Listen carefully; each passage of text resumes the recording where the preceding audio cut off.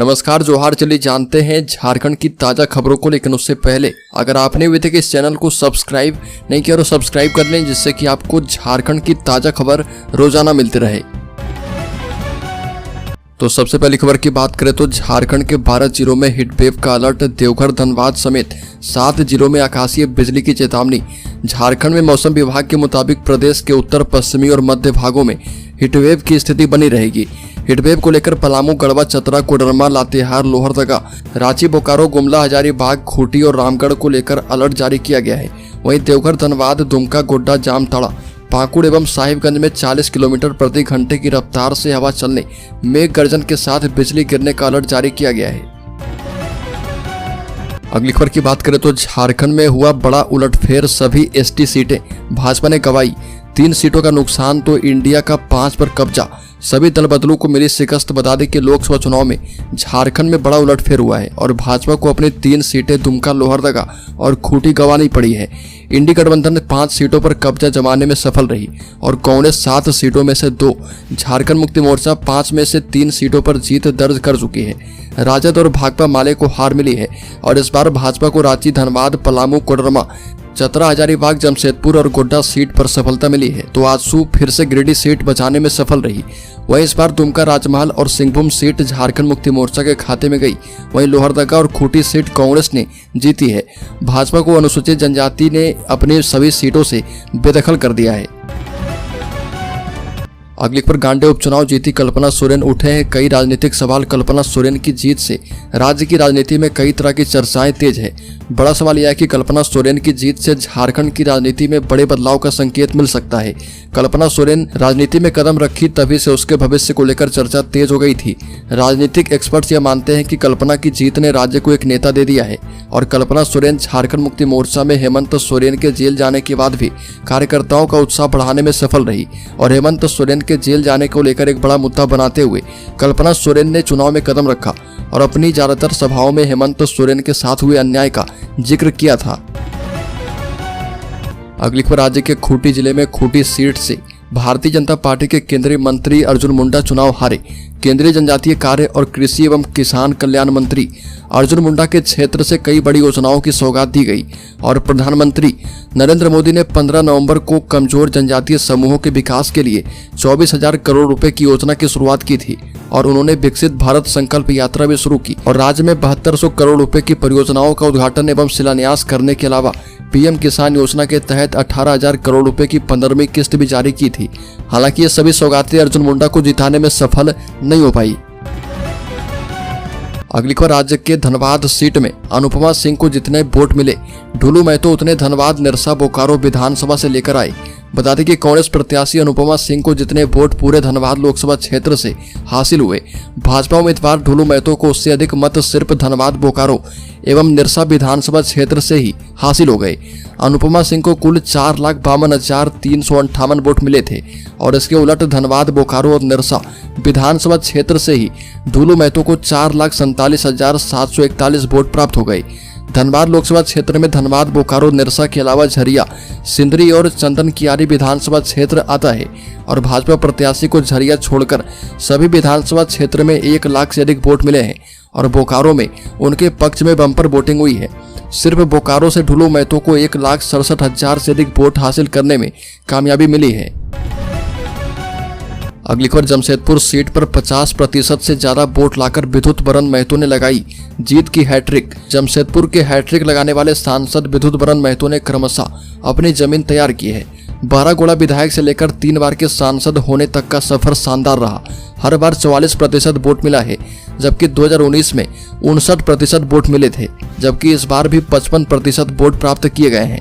पहली बार 2014 में संसदीय चुनाव लड़ने वाले विद्युत बरन महतो को कुल 4,64,153 वोट हासिल हुए थे और विद्युत बरन महतो को मतदान का 44% वोट मिला है, जबकि जेबीएम उम्मीदवार अजय कुमार को 3,64,277 वोट मिले थे और ये 2014 के आंकड़े हैं और 2024 के लोकसभा चुनाव में 67% मतदाताओं ने मतदान किया, 2024 में भाजपा प्रत्याशी विद्युत बरन महतो को 7,26,174 वोट मिले हैं और विद्युत बरन महतो को इस बार कुल 55% वोट, वहीं झारखंड मुक्ति मोर्चा के समीर मोहंती को जमशेदपुर लोकसभा सीट से 4,66,392 वोट मिले हैं और समीर मोहंती को 35% वोट मिला है। अगली खबर की बात करें तो लोकसभा चुनाव के परिणाम के बाद झारखंड मुक्ति मोर्चा ने कहा कि संविधान बच गया है, अहंकार को जनता ने सबक सिखा दिया है। लोकसभा चुनाव के परिणाम के बाद झारखंड मुक्ति मोर्चा ने कहा कि संविधान अब बचा है, लोकतंत्र की रक्षा हुई, आदिवासियों के साथ हुए अन्याय और दलितों की प्रताड़ना का जनता ने जवाब दिया है। अपने को अवतार बताने वाले मोदी के अहंकार को जनता ने करारा जवाब दिया है। अब तो नैतिकता की बात करने वाली भाजपा को मोदी को पार्टी से डिटैच करना चाहिए। और मीडिया से बातचीत करते हुए झारखंड मुक्ति मोर्चा महासचिव सुप्री भट्टाचार्य ने कहा कि वाराणसी में भी जनता ने नहीं, प्रशासन ने नरेंद्र मोदी को जिताया, नहीं तो अगल बगल की सीटों पर सपा क्यों जीत गई। अब अहंकारियों के हाथ टूट गए हैं और पैर लड़खड़ा गए हैं। हम तानाशाही को जमींदोज करेंगे, उनके कॉरपोरेट मित्रों को सबक सिखाएंगे। और तीसरी बार मोदी के पीएम बनने पर उन्होंने आरोप लगाया कि अब वह जवाहरलाल नेहरू के समय स्थापित गेल भेल सेल को बेचने का काम करेंगे, लेकिन हम ऐसा अब होने नहीं देंगे। और कल्पना सोरेन की जीत पर झारखंड मुक्ति मोर्चा ने कहा कि इससे कार्यकर्ताओं में ऊर्जा का संचार हुआ है। अगली खबर की बात करें तो हार कर भी झारखंड की राजनीति में हीरो बन गए जयराम महतो। बता दें कि लोकसभा चुनाव में झारखंड की राजनीति में एक नए चेहरे ने अपनी दमदार उपस्थिति दर्ज की है। गिरिडीह लोकसभा सीट से हारने के बावजूद जयराम महतो झारखंड की राजनीति में नए हीरो बनकर सामने आए। गिरिडीह से चुनाव लड़ रहे झारखंडी भाषा संघर्ष समिति के जयराम महतो ने 3,47,322 वोट लाकर यह साबित कर दिया कि झारखंड की राजनीति में आने वाले समय में वो बड़ा उलटफेर करने वाले हैं। गिरिडीह लोकसभा सीट पर एक बार फिर से आजसू के उम्मीदवार चंद्रप्रकाश चौधरी ने जीत दर्ज की है और झारखंड मुक्ति मोर्चा उम्मीदवार मथुरा प्रसाद महतो को 80,880 वोटों से हराया। और यहाँ पर जयराम महतो तीसरे नंबर पर रहे, लेकिन उन्होंने हर राउंड में शानदार प्रदर्शन करके सभी 6 विधानसभा क्षेत्र में अपनी अच्छी उपस्थिति दर्ज करवाई है। और जयराम महतो को 3,47,322 वोट मिले। उनके वोट की चर्चा पूरे झारखंड में हो रही है। अगली खबर, झारखंड के सरकारी अस्पतालों में प्रति 1000 की आबादी में 1% भी बेड नहीं। बता दें कि झारखंड में स्वास्थ्य सुविधा की स्थिति का अंदाजा इस बात से लगाया जा सकता है कि पूरे राज्य के सरकारी अस्पतालों में 1000 की आबादी में 1% भी बेड उपलब्ध नहीं है। राज्य में कुल 4,835 सरकारी अस्पताल हैं, जिसमें से 13,909 बेड ही उपलब्ध हैं और सिर्फ राजधानी रांची के सरकारी अस्पतालों में प्रति 1000 की आबादी में 2% बेड उपलब्ध हैं। पाकुड़ में प्रति 1000 की आबादी में 0.07% बेड उपलब्ध हैं और इस जिले में 144 सरकारी अस्पताल हैं, जिसमें सिर्फ 169 बेड ही उपलब्ध हैं। रामगढ़ में प्रति 1000 की आबादी में 0.09% बेड उपलब्ध हैं। अगली खबर की बात करें तो झारखंड से इस बार भी 2 ही महिला पहुंचेगी लोकसभा। इस बार के लोकसभा चुनाव में प्रदेश के कुल 244 उम्मीदवारों में 31 महिला प्रत्याशी ने अपना भाग्य आजमाया था और इनमें से 2 प्रत्याशी अन्नपूर्णा देवी कोडरमा और जोबा मांझी सिंहभूम को ही जीत हासिल हुई है और अन्य 29 महिला उम्मीदवारों की हार हुई है। हालांकि इनमें 3 दूसरे स्थान पर रही है।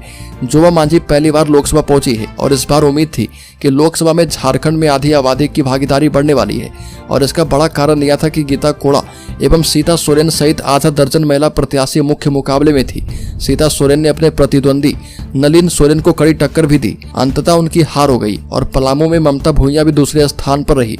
और इस लोकसभा चुनाव में भाजपा के 3, कांग्रेस की 2 एवं झारखंड मुक्ति मोर्चा और राजद की एक प्रत्याशी ने चुनाव लड़ा था और पहली बार एक ट्रांसजेंडर सुनैना किन्नर भी धनबाद से चुनाव लड़ी थी। अगली बार तीसरी बार मोदी सरकार के लिए देश का जनादेश। लोकसभा के चुनाव परिणाम पर बोले बाबूलाल मरांडी। भारतीय जनता पार्टी के प्रदेश कार्यालय में लोकसभा चुनाव परिणाम के बाद पटाखे फोड़े गए और प्रदेश के नेताओं ने देश एवं प्रदेश की जनता के प्रति आभार जताया। प्रदेश भाजपा के अध्यक्ष बाबूलाल मरांडी ने कहा कि देश और प्रदेश की जनता का जनादेश सिरोधार्य है और जनता ने तीसरी बार मोदी सरकार के संकल्प को साकार किया है।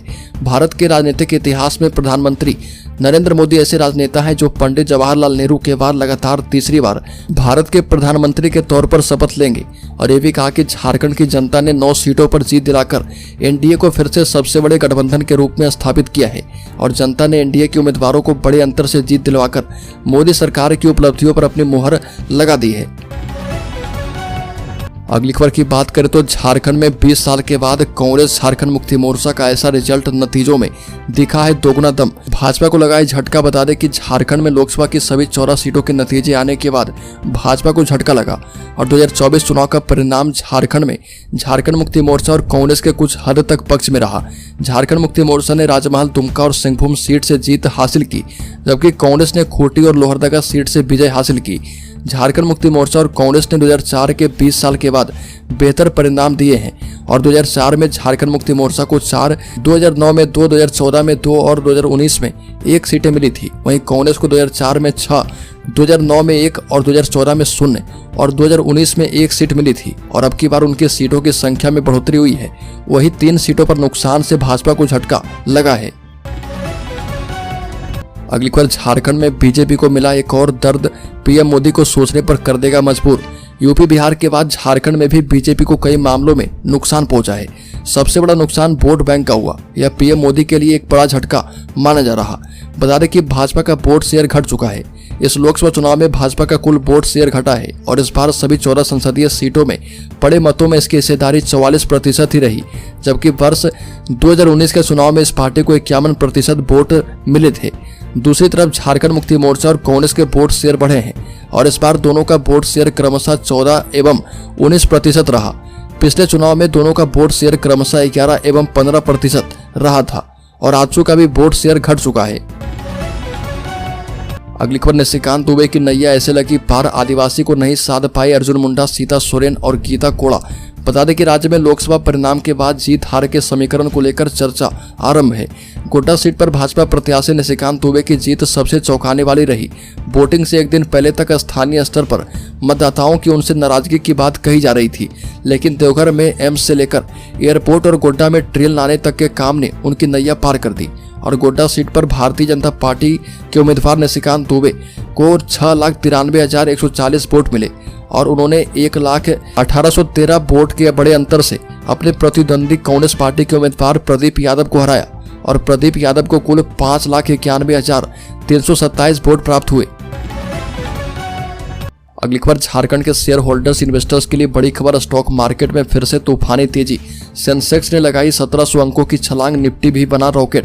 बता दें कि शेयर बाजार में लोकसभा इलेक्शन के नतीजों वाले दिन बड़ा भूचाल आया था और इस बीच बॉम्बे स्टॉक एक्सचेंज का 30 शेयर वाला सेंसेक्स 6000 अंकों से ज्यादा का गोता लगा चुका था। हालांकि शेयर बाजार में कारोबार शुरू होने पर बीएसई के 30 शेयरों में से 20 शेयरों में तेजी आई है, जबकि 10 शेयर लाल निशान पर कारोबार कर रहे हैं।